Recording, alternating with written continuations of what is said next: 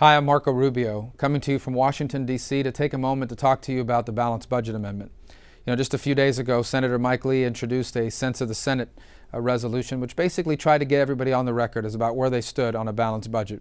It's amazing to me, with all due respect, that some of my colleagues do not believe that the federal government should have a balanced budget, which basically means that they should not be allowed to spend more money than we take in.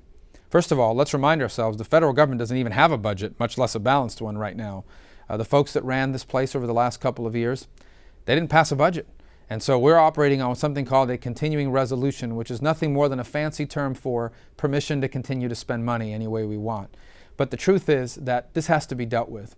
First, America cannot continue to spend more money than it takes in, and certainly not at the pace that it's spending it now.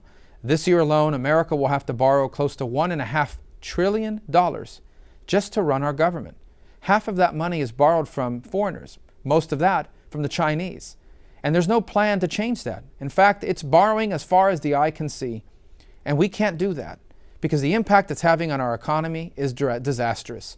Sometimes, the key issue we face is jobs. But sometimes people don't link what's happening with the debt to the issues we're facing with jobs.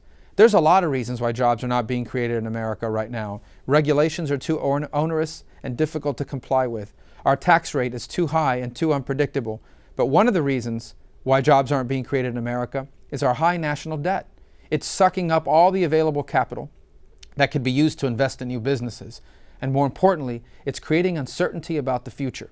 People look at America's high and unsustainable debt ratio and they realize that this country will have to raise taxes one day if we don't deal with the debt right now. And no one wants to invest money in an economy that's going to raise taxes. That's why the Balanced Budget Amendment is so critical. That's why it's so important.